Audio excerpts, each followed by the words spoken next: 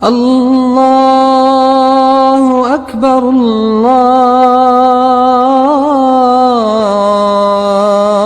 الله أكبر لا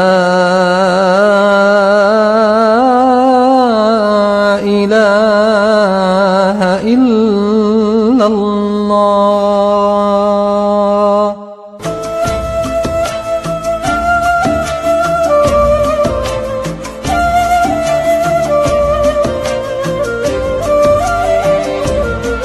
Assalamualaikum warahmatullahi wabarakatuh. Alhamdulillah alladzi anzala syakinata fi qulubil mu'minin liyazdadu imana ma imanihim walillahi junudus samawati wal ardi wa kana Allahu aliman hakima. Asyhadu an la ilaha illallah wa la syarikalah wa asyhadu anna Muhammadan abduhu wa rasuluhu alladzi la nabiyya ba'dahu wa ba'du. Ya, jazakallahu khair. Qala Allah Ta'ala fil Qur'anil Karim, a'udzu billahi minasyaitonir rajim. Innallaha ashtara minal mu'minina anfusahum wa amwalahum bi anna lahumul jannah. Ya akhir ayat. Alhamdulillah Bapak-bapak dan ibu-ibu jamaah Masjid Uswatun Hasanah, jamaah salat subuh, sebagaimana yang sama-sama kita sudah pahami bahwa setiap kita berusaha untuk menjadi yang terbaik karena kita sudah ditetapkan oleh Allah Subhanahu wa taala menjadi umat yang terbaik. Kuntum khairu ummah, kata Allah Subhanahu wa taala. Karena kita sudah ditetapkan menjadi umat yang terbaik, maka tidak ada cara kecuali kita harus berusaha terus menjadi yang terbaik. Usaha menjadi yang terbaik kita lakukan melalui aktivitas rutinitas kita yang kita diciptakan oleh Allah Subhanahu wa taala tidak untuk yang lain kecuali hanya untuk mengabdi kepadanya. Wa ma khalaqtul jinna wal insa illa liya'budun. Jadi kehidupan kita dari mulai bangun tidur sampai kita hendak tidur kembali, kata Allah Subhanahu wa taala, hanya untuk mengabdi kepadaku, tidak untuk yang lain. Namun realita yang terjadi, betapa banyaknya manusia-manusia yang lupa akan komitmennya. Di bulan kapan itu Pak kita bahas tentang komitmen kita kepada Allah Subhanahu wa taala? Siklus kehidupan manusia itu kalau digambarkan memang monoton. Manusia itu berawal dari alam ruh, kemudian dari alam ruh itu dipindahkan ke alam rahim, dari alam rahim kemudian dilahirkan ke alam dunia. Setelah di alam dunia ini pindahlah ke alam barzah, sampai di alam barzah kita tahu alam barzah itu adalah alam penantian. Penantian apa? Penantian hisab, penantian mahsyar, penantian surga dan neraka. Menanti. Kemudian setelah itu barulah semua manusia dibangkitkan dari alam barzah tadi, menunggu hisab dari Allah Subhanahu wa taala. Aktivitas yang kita lakukan pada kesempatan pagi hari ini merupakan salah satu bagian dari kita mempersiapkan diri untuk dihisab oleh Allah Subhanahu wa taala. Ketika dihisab oleh Allah Subhanahu wa taala, luar biasa. Dalam sebuah hadis Rasulullah SAW menyebutkan, barang siapa yang duduk sesaat saja di majlis ilmu, ini sesaat saja Pak. Sesaat itu berapa detik? Digambarkan oleh para sahabat itu datang di majlis ilmu, duduk kemudian bangkit kembali, itu sesaat. Jadi begitu saja, duduk bangkit lagi.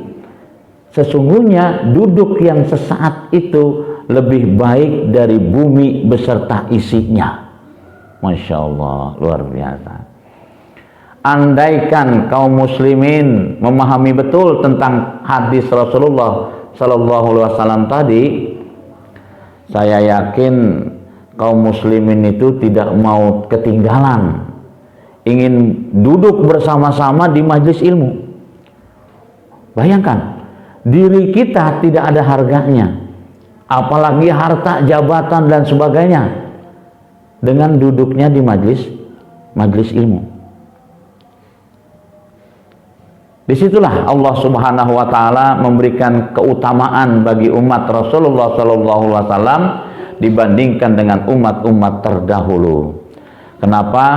Karena umat Rasulullah itu usianya tidak seperti umat terdahulu panjang-panjang ratusan tahun. Umat Nabi Nuh alaihissalam itu hidup sepanjang 1000 tahun. Bayang Pak, hidup 1000 tahun, 100 tahun aja udah ongkek Pak. Bayang itu 100 tahun, apa 1000 tahun.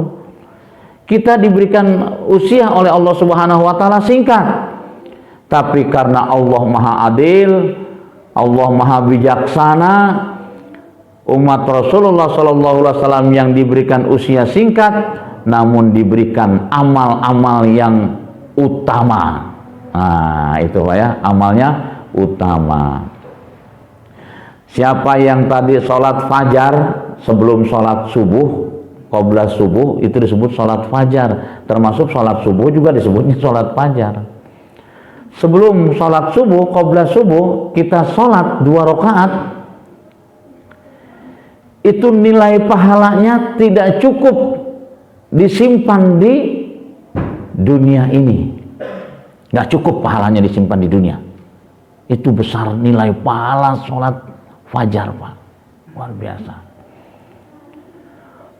Di dalam konteks yang lain disebutkan nilai pahala qabla subuh itu sebesar langit dan bumi. Wah, luar biasa itu Pak. Tapi kan semua itu sebagaimana yang dinyatakan oleh Allah Subhanahu wa Ta'ala bagi orang-orang yang mau. Betul Pak ya, bagi yang mau. Kalau yang tidak mau, lebih penting menarik selimut gitu ya. Bagi yang nggak mau, lebih penting menarik selimut. Sholat qabla subuh itu nggak penting kan gitu ya. Selimut lebih penting, tarik selimut. Jangankan qabla subuh, sholat subuh pun dianggapnya nggak begitu penting, ya kan? Lebih baik menarik selimut. Bayangkan coba Pak, umat Islam yang dikatakan oleh Rasulullah SAW itu ya'lu wala yu'la alaih. Islam adalah prestise, sebuah kemuliaan, sebuah gengsi, itu Islam Pak.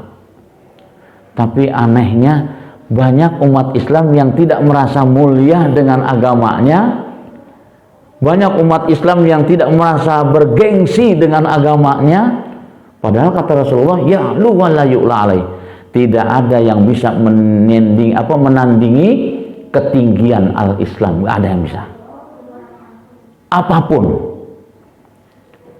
Nah, seharusnya setelah kita memahami tentang ketinggian al-Islam begitu luar biasa kan, maka kita harus jaga nih ketinggian al-Islam ini, gengsi Islam, prestise Islam itu bisa kita jaga. Ini Masya Allah. Alhamdulillah kita masih diberikan kenikmatan yang luar biasa oleh Allah Subhanahu wa Ta'ala. Siapa yang bisa menghitung nikmat Allah Pak? Sampai seorang mufasir mengatakan, kumpulkan seluruh profesor di dunia, mereka suruh ngitung nikmat Allah, pasti tidak akan sanggup. Ya, pasti tidak akan sanggup. Sederhana saja misalnya Pak, kita menghirup udara setiap hari itu butuh berapa tabung kalau menggunakan tabung Pak? Hah? Berapa tabung kalau kita mau menggunakan tabung? Bukan tabung yang kecil lagi. Tabung yang kecil itu hanya butuh waktu sejam 2 jam habis. Ini tabung yang gede itu Pak. Kenapa? Saya punya contoh yang real. Saya punya paman, karena paru-parunya kurang bagus, sehingga ya termasuk jantungnya, dia butuh oksigen, butuh bantuan oksigen.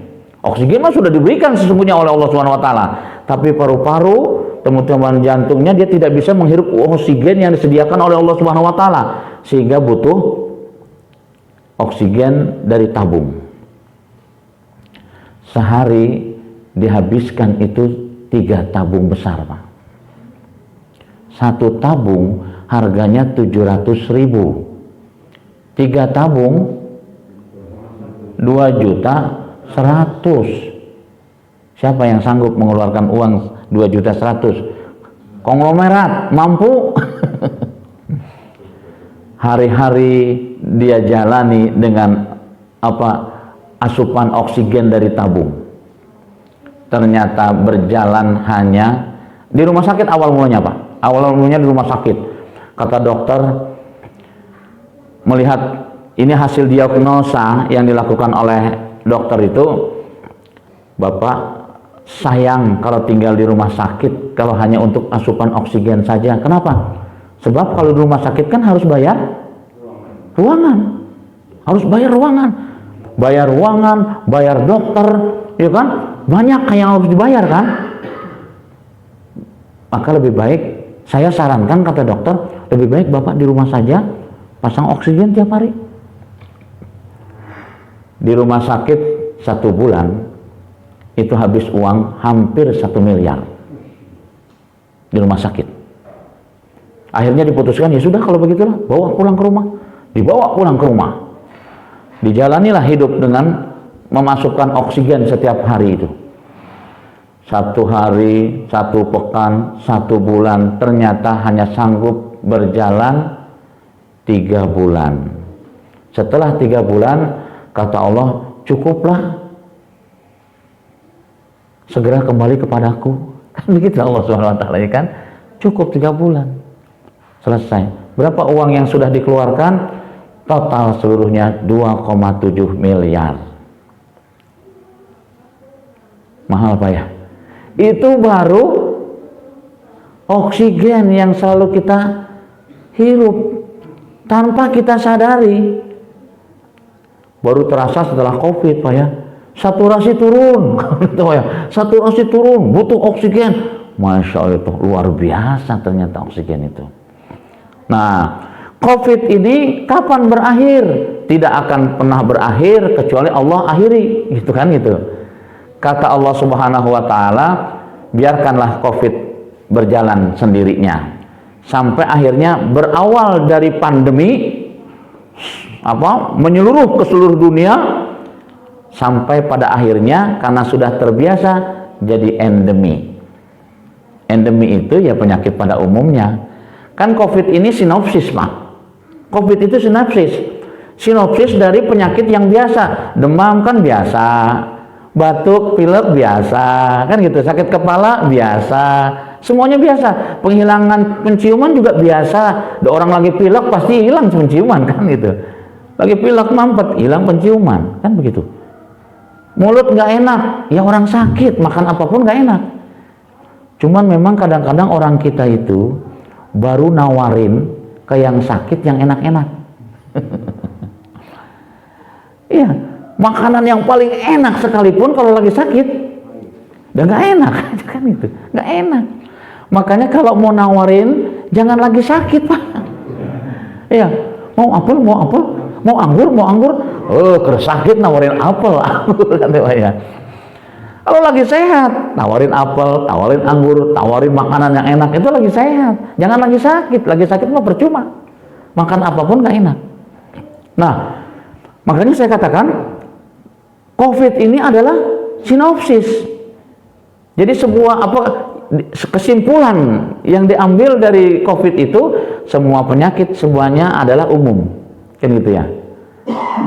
Nah, makanya dari situlah insya Allah, alhamdulillah, ternyata Allah masih memberikan kesempatan kepada kita, sekalipun kan pada hakikatnya kematian itu adalah sesuatu yang pasti. Kena COVID nggak kena COVID tetap mati.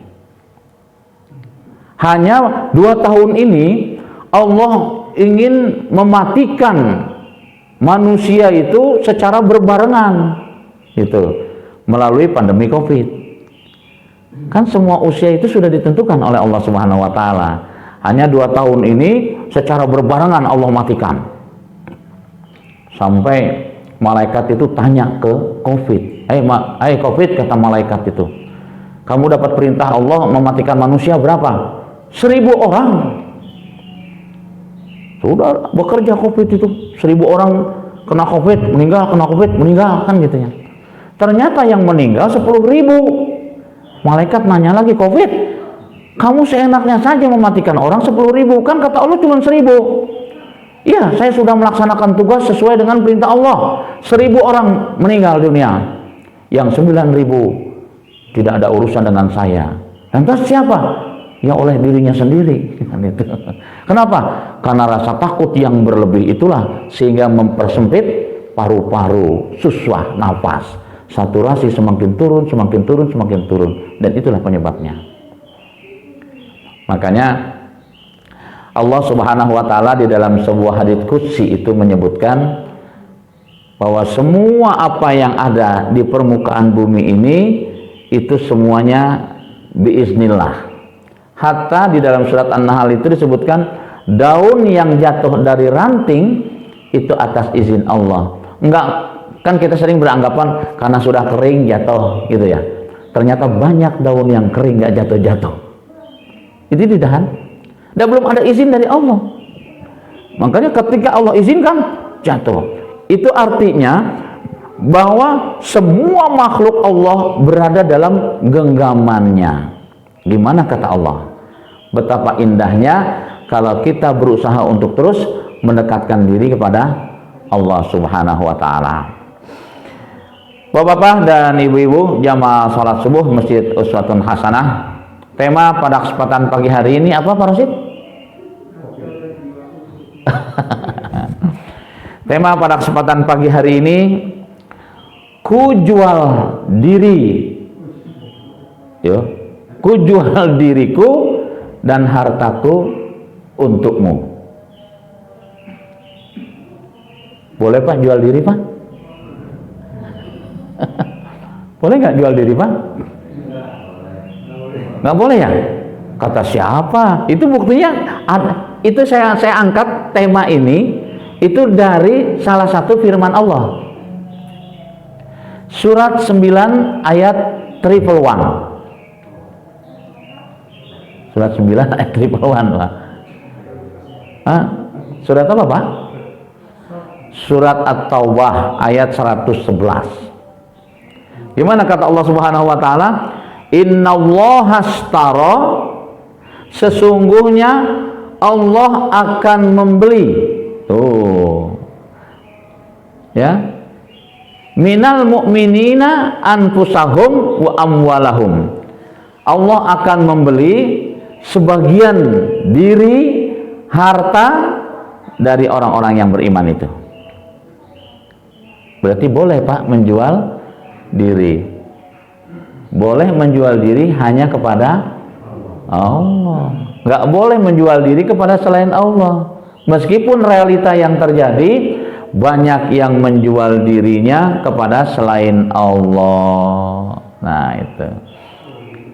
Iya. Ada yang menjual dirinya dengan rasa ngantuk. Gitu ya. Iya kan? Menjual dirinya dengan rasa ngantuk. Baru bangun jam 7, mau sholat subuh malu, mau sholat duha nggak sholat subuh. Gitu ya. Jadi serba salah kan jadinya tuh. Kenapa bangun jam 7 kan gitu? Padahal Allah suruh bangun di sepertiga malam, bukan hanya waktu subuh. Sepertiga malam Allah suruh bangun. Fatahajjat nafilatan lak asa ayyaqamam maqamam mahmuda, kata Allah Subhanahu wa taala gitu kan gitu. Salat subuh juga tidak, jam 7 baru bangun. Akhirnya malu-malu dengan terpaksa sholat juga. Allahu Akbar. Begitu sholat Allahu Akbar, mikir Pak, saya itu sholat subuh, sholat duha.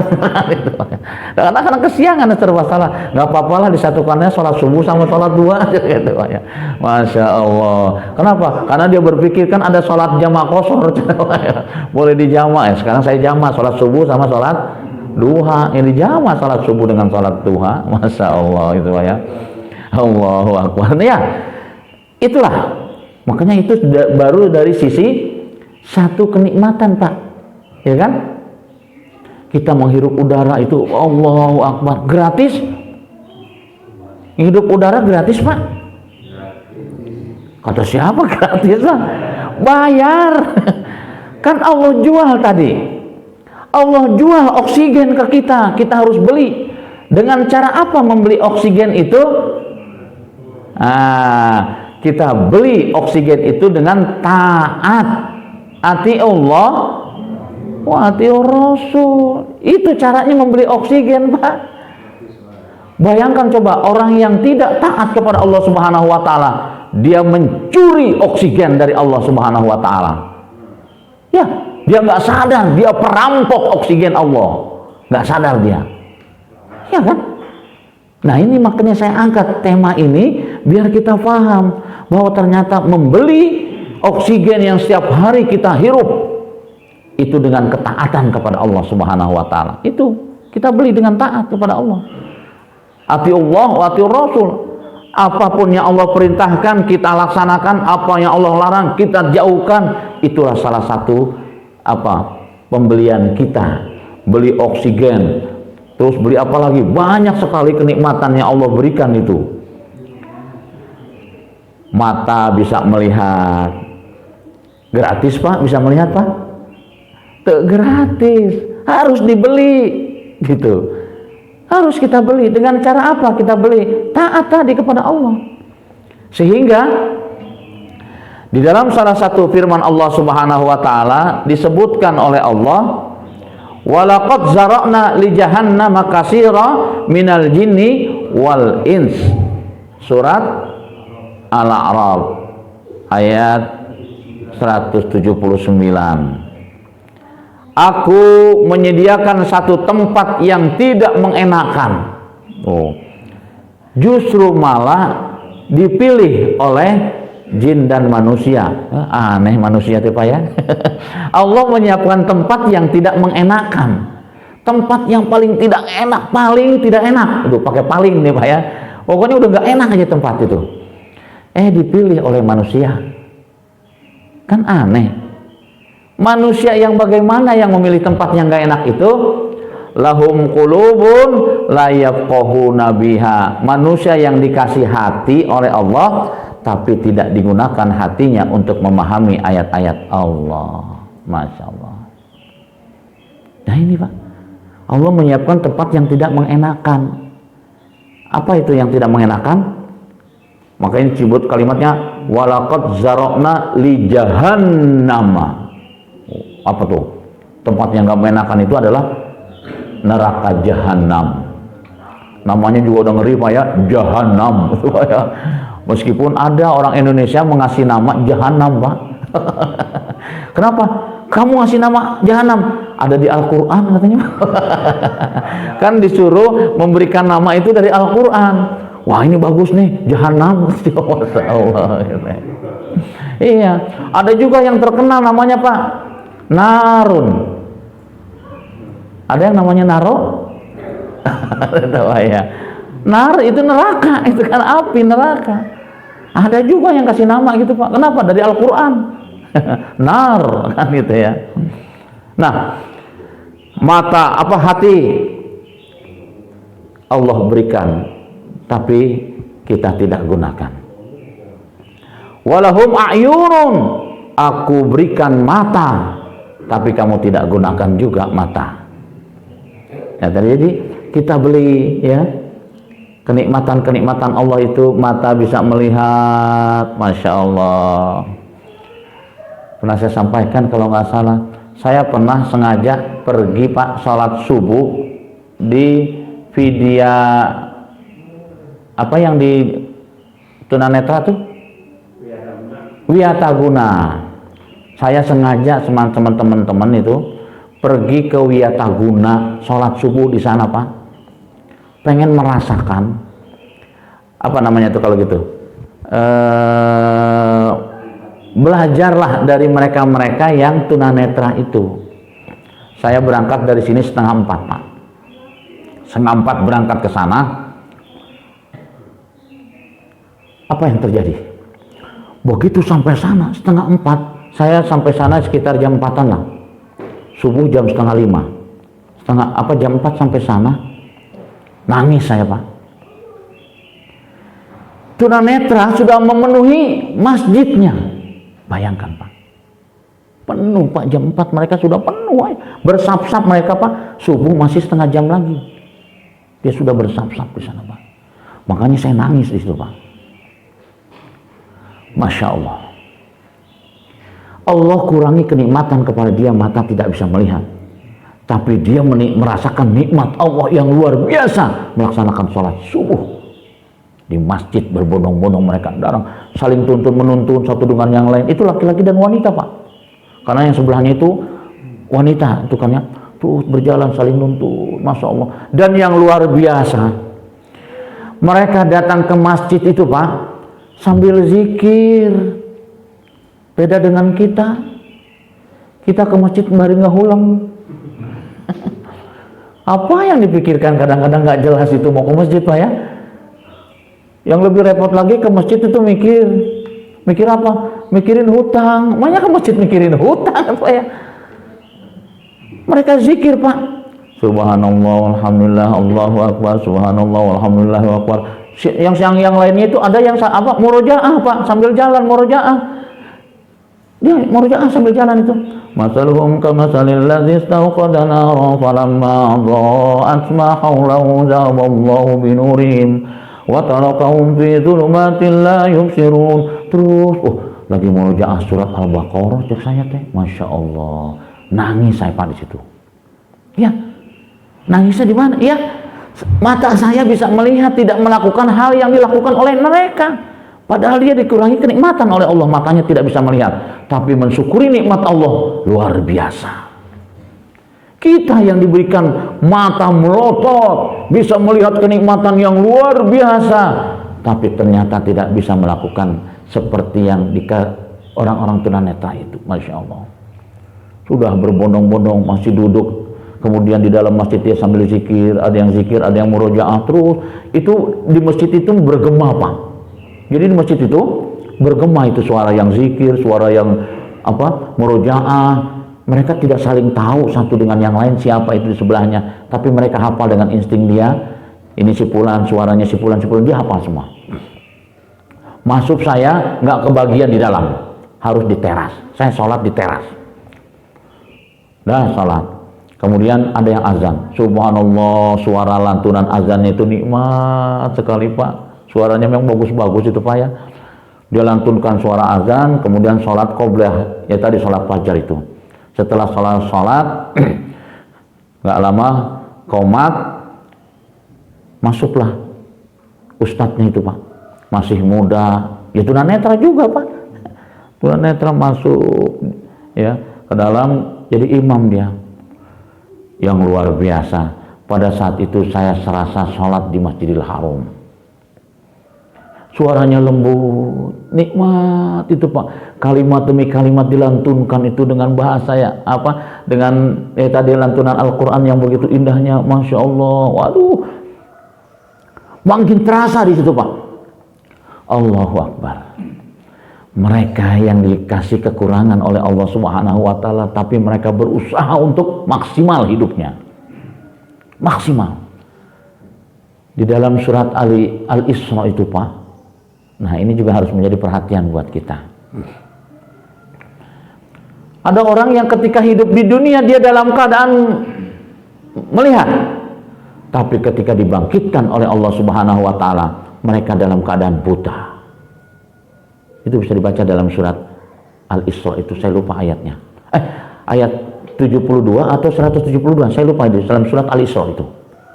Jadi ada manusia-manusia yang ketika hidup di dunia mereka melihat, tapi ketika dibangkitkan oleh Allah Subhanahu wa taala di padang mahsyar, mereka buta matanya. Sampai mereka itu protes ke Allah Subhanahu wa taala, "Wahai Allah, kenapa engkau bangkitkan aku dalam keadaan buta? Padahal selama hidup di dunia saya bisa melihat." Mereka teriak-teriak seperti itu, Pak. Apa penyebabnya? Yang apa menyebabkan kok dibangkitkan dalam keadaan buta padahal dia di dunia bisa melihat?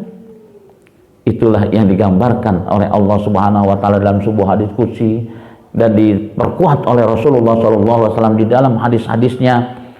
Mereka lah adalah orang-orang yang tidak mau taat kepada Allah Subhanahu wa taala. Bahkan bukan hanya sekedar tidak mau taat, mereka melecehkan Allah Subhanahu wa taala sehingga dibuat buta oleh Allah Subhanahu wa taala. Lebih repot lagi, sudah buta dilemparkan ke dalam neraka jahanam oleh Allah. Nauzubillah. Nah, mata Allah karuniai, telinga Allah kasih, bisa mendengar. Tapi apa yang terjadi dalam surat Al-A'raf 179 itu? Aku titipkan hati tapi tidak digunakan untuk memahami ayat-ayatku. Aku titipkan mata tapi tidak digunakan untuk melihat tanda-tanda kebesaranku. Aku titipkan telinga tapi tidak digunakan untuk mendengar panggilanku, kata Allah Subhanahu wa taala. Kalau sudah seperti itu, maka Allah nyatakan ulaika kal an'am, wahai makhluk yang namanya manusia. Aku sudah titipkan semua 3 instrumen itu kepadamu, tapi ternyata kamu tidak gunakan. Ulaika kal an'am, kalian wahai manusia tidak ubahnya seperti hewan, kata Allah.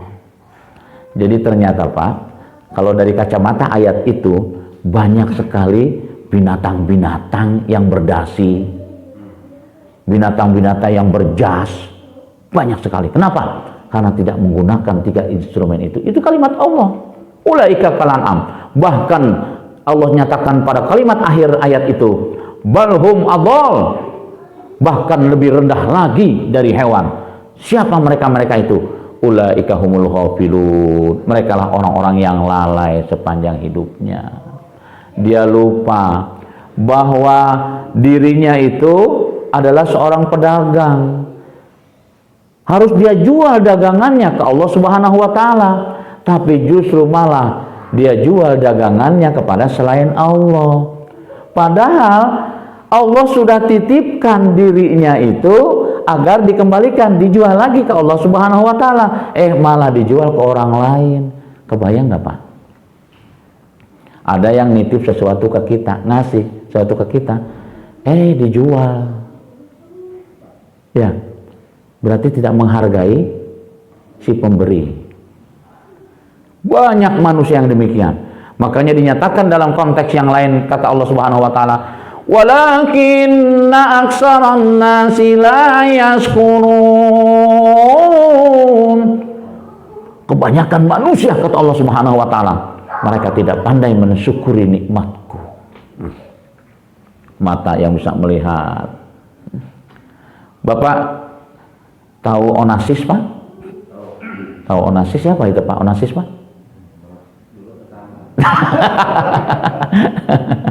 Onassis itu tetangga, ya. Dulu tetangga Onassis, ya. Onassis itu adalah seorang konglomerat dia, Pak. Hartanya itu berlimpah. Tapi Allah uji apa, Pak? Pelopak matanya tidak bisa berkedip. Pelopak mata tidak berkedip. Melotot terus, Pak. Tidur melotot, nggak tidur melotot. Bagaimana rasanya, Pak? Sakitnya bukan main. Terasa sakit di bola mata itu, Pak. Kenapa? Karena tidak bisa berkedip. Lihat, kebayang itu sehari-hari dia rasakan seperti itu. Itulah Onassis. Sampai akhirnya dia berobat ke sana, berobat ke sini, berobat ke sana. Semua rumah sakit di seluruh dunia dia kunjungi dan tidak ada yang sanggup untuk mengoperasi pelopak mata yang tidak bisa berkedip. Tuh Pak, pelopak mata yang berkedip itu Pak. Ini nggak gratis Pak, nggak gratis. Onasis harus mengeluarkan uang, bukan hanya miliar, triliunan dia keluarkan uang, tapi ternyata tidak berhasil. Akhirnya salah satu rumah sakit di Jerman, berkumpullah para profesor dokter itu untuk mengambil kesimpulan bagaimanapun ini harus dioperasi. Caranya ya dioperasi saja, terserah berhasil atau tidaknya. Tanda tangan, dioperasi Pak. Operasi apa? Operasi pelopak mata. Saraf-saraf yang ada di pelopak mata itu, kiri dan kanan itu ternyata beda Pak. Jadi lebih banyak yang ada di sebelah kiri. Saraf-saraf pelopak mata itu lebih banyak sebelah kiri dibandingkan dengan kanan. Itu semua saraf-saraf mata yang sudah mati itu dilepasin satu persatu. Dilepas satu persatu. Yang sebelah kiri itu ada 21, 21, yang sebelah kanan itu ada 18. Dilepasin satu persatu, kemudian diganti dengan saraf mata buatan. Dimasukin satu persatu semuanya. Hasilnya apa Pak?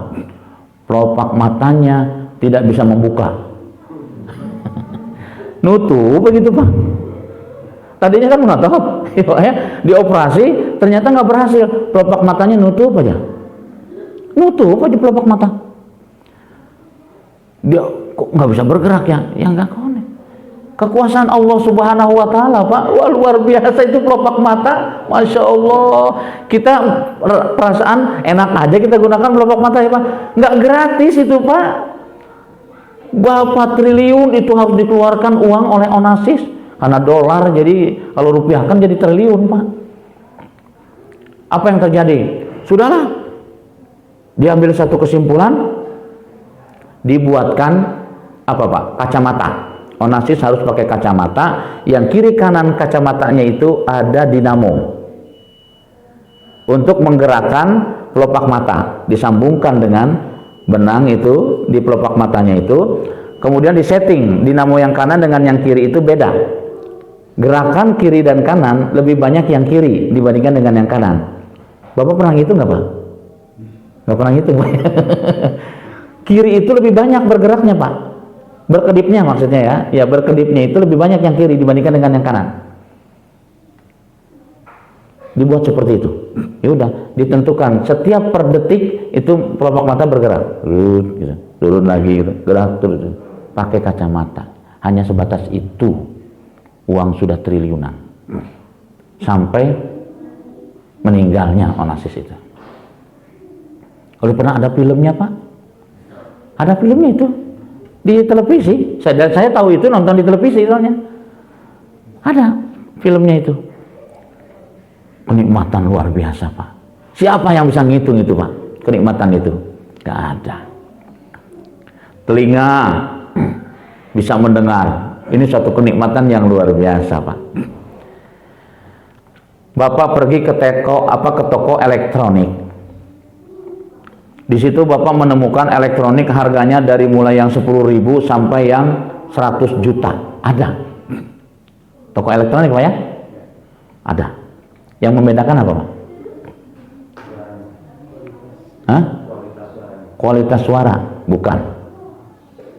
Yang membedakan adalah telinga kita. Bapak beli elektronik harga 10.000. Kemudian ada bapak ini beli elektronik harga 100 juta. Telinganya bongeng. Ya, lupa, manusia itu lupa. Ya, yang bikin nikmat kita bisa mendengar itu karena telinga kita nikmat. Ya. Masya Allah. Nah ini kadang-kadang lupa kita. Bagus, suaranya. Oh, bukan bagus suaranya, telinga kita yang enak mendengar itu. Ada yang datang, jelek suaranya Padahal saya udah beli mahal, kenapa kamu bilang jelek? Gitu ya. Telinganya, telinganya yang butut. Itu, udah rusak. Nah itu. Masya Allah. Berapa harus operasi telinga kalau sudah rusak Pak? Berapa operasi mata kalau sudah rusak Pak? Jarang kita perhatikan tentang itu. Jual beli dengan Allah Subhanahu wa Ta'ala. Allah semua sudah titipkan. Kata Allah gimana dalam surat 16? Surat 16 itu surat apa, Pak? Surat An-Nahl ayat 78. Allah Subhanahu wa taala mengatakan, wallahu akhrajakum min butuni ummahatikum la ta'lamuna syai'a wa ja'ala lakumus sam'a wal absara wal afidah la'allakum tashkurun. Itu kata Allah Subhanahu wa taala itu. Ingatlah, kata Allah, ketika kalian aku keluarkan dari perut ibu kalian, tidak aku bekali sesuatu apapun. Ini ayat, Pak, kalau ditadaburi, kemudian kita kaji, yakin kita tidak akan menjadi hamba Allah yang sombong karena apapun. Iya. Kenapa? Karena manusia itu dilahirkan dalam keadaan yang sama, tidak dibekali sesuatu apapun oleh Allah Subhanahu wa taala. Sekarang kita mau sombong. Sombong karena apa misalnya? Ya. Harta sekian banyaknya. Apa yang akan kita sombongkan? Kalau ternyata mata kita tidak bisa melihat, kan itu. Harta seabrek-abrek, tapi mata tidak bisa melihat. Atau telinga tidak bisa mendengar. Atau hati tidak bisa merasa. Nggak ada artinya harta triliunan juga, Pak. Lantas apa yang akan kita sombongkan? Makanya ayat ini itu diketengahkan oleh Allah Subhanahu wa taala itu agar menjadi perhatian buat kita, dan kita punya ketergantungan kita kepada Allah Subhanahu wa taala begitu tingginya. Nggak ada manusia yang tidak berketergantungan dengan Allah. Tapi sayangnya kebanyakan manusia itu sombong, merasa nggak berketergantungan dengan Allah. Ini persoalan hidup. Semua kita itu tergantung Allah Subhanahu wa taala. Ya. Kapanpun Allah kehendaki, Allah cukup mengatakan kun. Ya kan? Jadi, apapun yang Allah kehendaki, mati kalian seluruhnya, mati. Seperti surat Al-Baqarah ayat 234. Alam taro ilal ladzina kharaju min diyarihim wa hum ulufun hadaral maut. Perhatikan olehmu suatu negeri, penduduknya meninggalkan negerinya itu karena takut mati. Karena pada waktu itu Allah menurunkan virus, sama dengan kita sekarang ini. Faqala lahumullah, ketika Allah menyaksikan penduduk itu meninggalkan negeri, mau pada kemana ini orang berangkut itu pindah ke negeri yang lain? Ternyata mereka takut mati. Apa kata Allah Subhanahu wa taala? Allah katakan kun. Faqala lahumullah, mutu, kata Allah Subhanahu wa taala, matilah kalian semua. Yang berlarian takut mati, mati. Mati ya. Itu bisa dilihat di dalam surat Al-Baqarah itu. Ikhtiar ya. Ikhtiar ceritanya Bapak ikhtiar. Ya. Mutu, matilah kalian semua. Summa ahyahum. Kemudian ada sebagian yang dihidupkan oleh Allah Subhanahu wa taala. Walakinna aktsaron nasi la yaskurun. Orang yang diberi kesempatan hidup tetap dia tidak mau bersyukur. Nah, ini dari manusia itu, Pak. Udah dikasih kesempatan kayak kita ini, Pak ya. Ada saudara kita yang sudah meninggal ya karena Covid, karena apapun, ya kan? Ada yang masih muda usianya. Karena kematian itu syaratnya bukan tua, Pak. Oh, ini udah tua, tereh katanya. Enggak. Apa syarat mati, Pak? Udah syarat mati mah hidup. Kan dalilnya gimana? Kullu nafsin, setiap yang hidup, zaikatul maut, pasti akan merasakan mati. Jadi syaratnya kematian itu hidup, siapapun yang hidup. Makanya pelajaran yang berharap, banyak sekali pelajaran itu saya dapati, Pak, di RT saya itu, Pak. Supaya Allah memperlihatkan di situ. Jadi yang barengan saya itu, Pak, isoman, ya, di RT saya saja 5 orang meninggal itu, Pak, ya kan gitu. Tapi ada yang pelajaran yang bagus. Kenapa? Dia tidak isoman dan sehat, bugar, berangkat kerja dia, di perjalanan pusing, balik lagi meninggal. Gitu, Pak ya. Jadi itu pelajaran berharga dari Allah Subhanahu wa taala. Enggak usah khawatir. Tapi tetap kita ikhtiar tadi, Pak ya, benar. Kita harus tetap ikhtiar. Tapi kalau sudah putuskan meninggal seperti persis di tetangga saya sebelah. sore-sore itu masih nge-WA-an dengan temannya di kantor. Alhamdulillah sudah membaik. Dia WA-an kepada istrinya, alhamdulillah membaik. Ternyata jam 5 meninggal gitu. Dan itulah kematian. Nah, maka oleh karena itulah tema yang kita angkat pada kesempatan pagi hari ini, beranikah kita jual beli dengan Allah Subhanahu wa taala? Kalau kita takut jual beli dengan Allah Subhanahu wa taala, lantas kita akan jual beli dengan siapa? Berarti kita akan jual beli ke orang atau kepada selain Allah. Setiap makhluk manusia, dia terpaksa atau tidak terpaksa, siap atau tidak siap, dia harus jual dirinya ke Allah Subhanahu wa taala. Harus dia jual. Cuman sayangnya tadi banyak orang yang tidak mau menjual dirinya ke Allah. Dia jual dirinya ke selain Allah. Ada yang menjual dirinya lewat jabatan. Kalau sudah urusan jabatan, Allah tersingkirkan. Seringkali Allah termarginalkan itu kalau sudah berbicara tentang kuasaan, jabatan, harta, performan. Luar biasa. Sampai ada orang yang tidak mau menjual dirinya itu demi performan, Pak. Sudah di make over tubuhnya. Sudah di make over tubuhnya itu, sehingga kata dokter, tolong selama 1 bulan itu ya, jangan dulu tersentuh dengan hal-hal yang lain. Rela itu Pak, nggak sholat-sholat. Kenapa? Karena sudah di make over. Loh, sampai seperti itu, tega dia jual dirinya itu demi apa tadi? Penampilan, ya kan? Demi penampilan, sampai sholat ditinggalkan. Soalnya kan kata dokter nggak boleh kena air dulu, gitu kan ya. Kata dokter nggak boleh bergerak, menyentuh dan sebagainya itu, karena sedang di make over wajahnya itu, tubuhnya semuanya gitu. Sehingga ya harus, kalau bahasa umum itu harus bed rest dulu katanya gitu ya. Pokoknya udah nggak boleh banyak gerak katanya kan gitu. Biar hasilnya maksimal. Tega itu, ditinggalkan sholat yang biasa dilakukan, aktivitas yang bisa dilakukan, sampai ada orang yang begitu. Iya. Ini Masya Allah. Maka oleh karena itulah, Bapak dan Ibu yang berbahagia, kita diberikan kesempatan oleh Allah Subhanahu wa taala. Kan kalau bicara saat sekarang ini sisa usia Pak ya? Iya kan?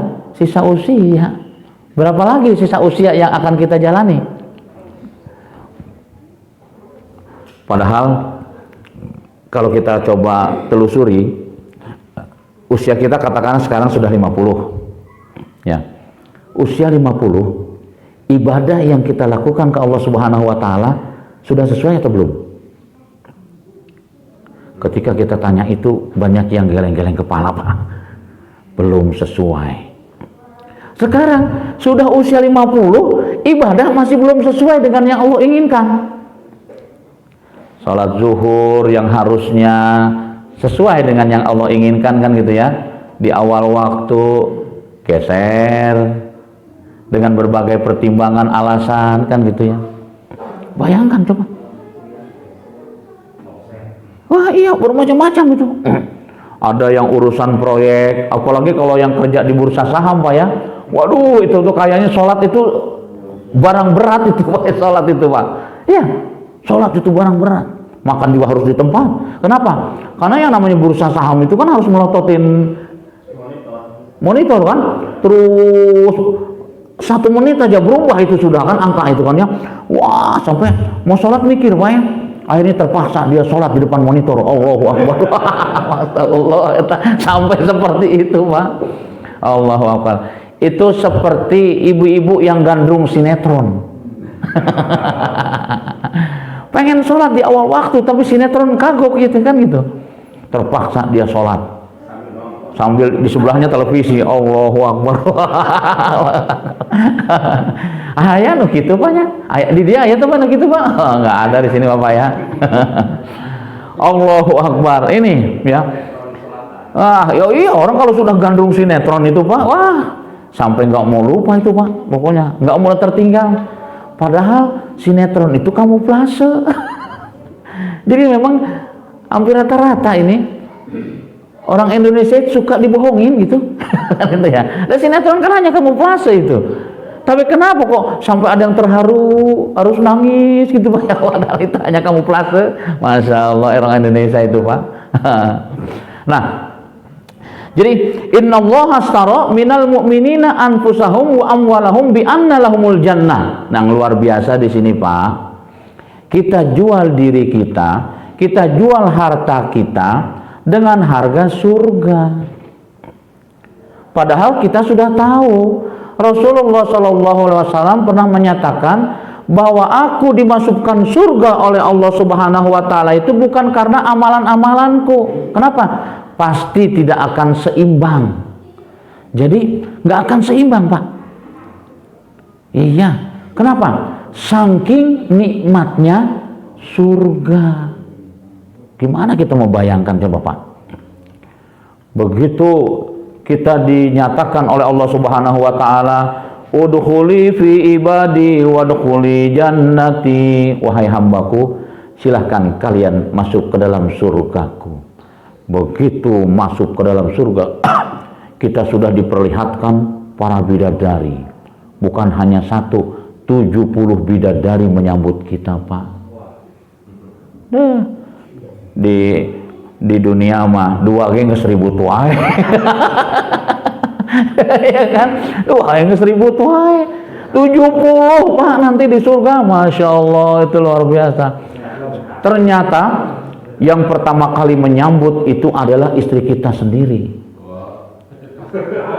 Iya. Ternyata yang menyambut kita itu istri kita sendiri. Sampai terjadi percakapan, itu bisa dibaca dalam surat Ar-Rahman itu. Terjadi percakapan, loh ternyata engkau istriku. Masya Allah, nggak menyangka. Kenapa Pak? Di surga kecantikan orang itu sama semuanya. Jadi kecantikan wanita, bidadari itu sama semuanya Pak.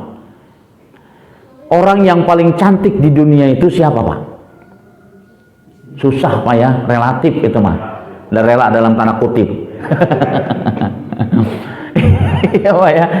Iya, relatif itu. Kecantikan itu relatif ya. Katakanlah orang yang paling cantik di dunia itu cuma 0,001 kecantikannya dibandingkan dengan bidadari. Oh, Pak, bayangkan Pak. Allahu Akbar.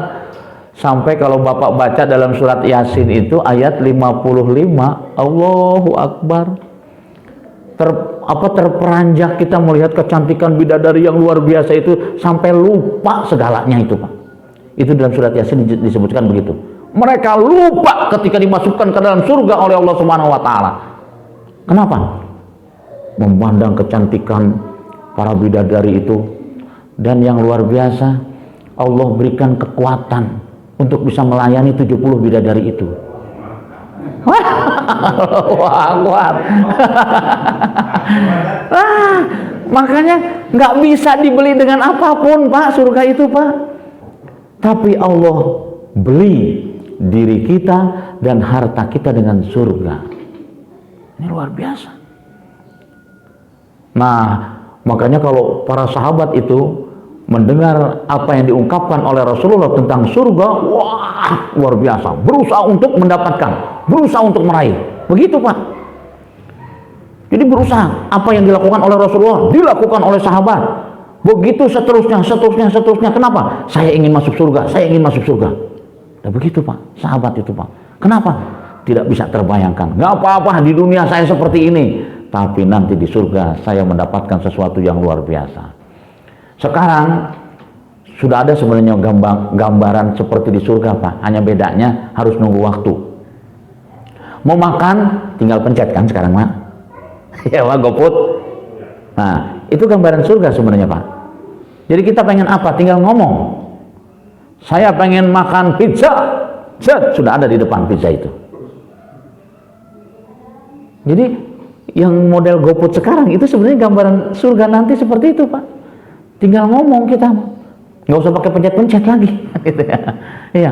Saya pengen buah apel yang paling nikmat, bread datang. Itu kenikmatan surga Pak. Luar biasa. Apakah kenikmatan surga yang demikian nikmatnya kita akan rela tukarkan dengan dunia yang sementara. Seperti yang dinyatakan oleh Allah, bal tu'sirunal hayatad dunya wal akhirah. Banyakan manusia itu keliru, menukar kehidupan yang luar biasa nikmatnya di surga dengan kehidupan dunia yang nikmatnya cuma sementara. Kalau nikmat di dunia Pak, itu cuman lewat, betul Pak ya? Cuman lewat. Coba kita cari makanan yang paling nikmat. Nah, makanan yang paling nikmat juga, ini juga relatif juga ternyata Pak. Tapi ternyata di Dubai itu ada makanan yang paling nikmat, adanya restorannya itu adanya di dasar laut. Harga makanannya Pak ya, satu porsi itu 60 juta. Satu porsi.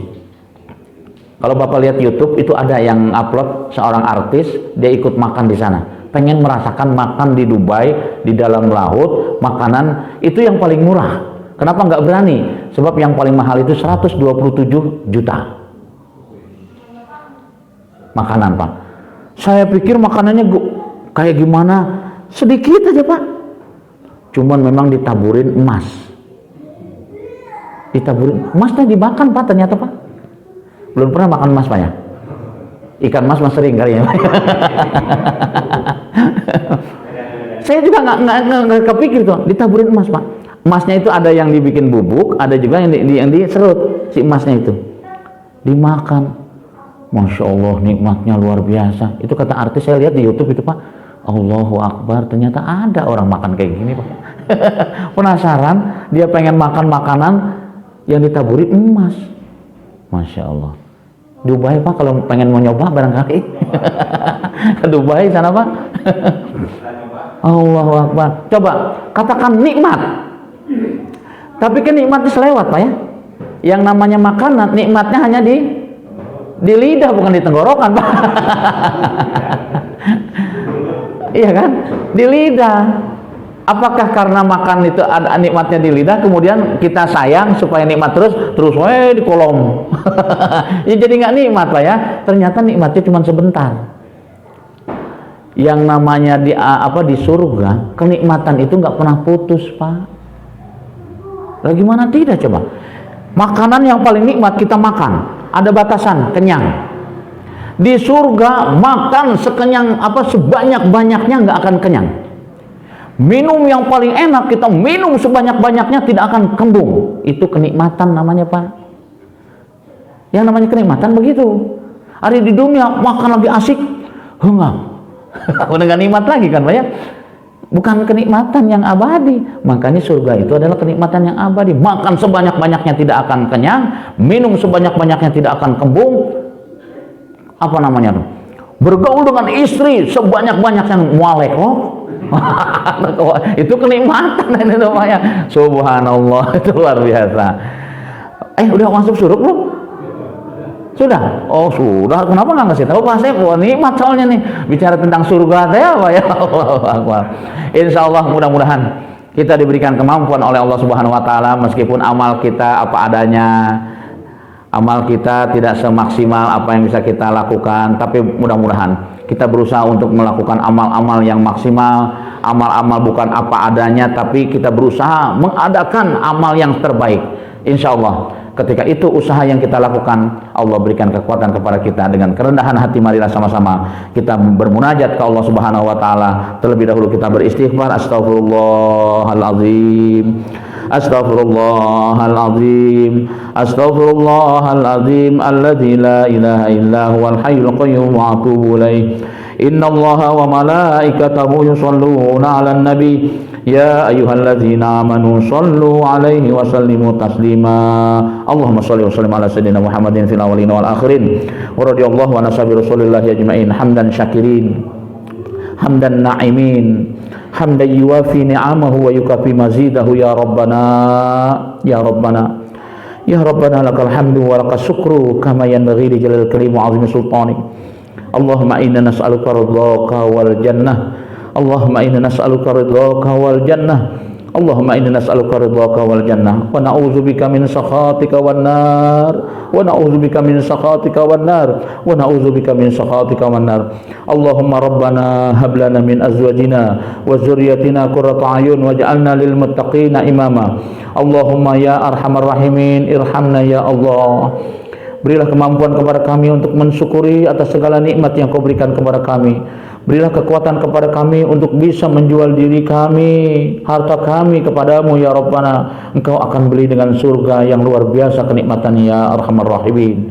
Irhamna ya Allah. Berilah kekuatan kepada kami, iman yang kokoh, hati yang khusyuk, niat yang ikhlas, dan kesabaran yang tetap untuk mampu melaksanakan semua apa yang Kau perintahkan dan menjauhkan semua apa yang Kau larang.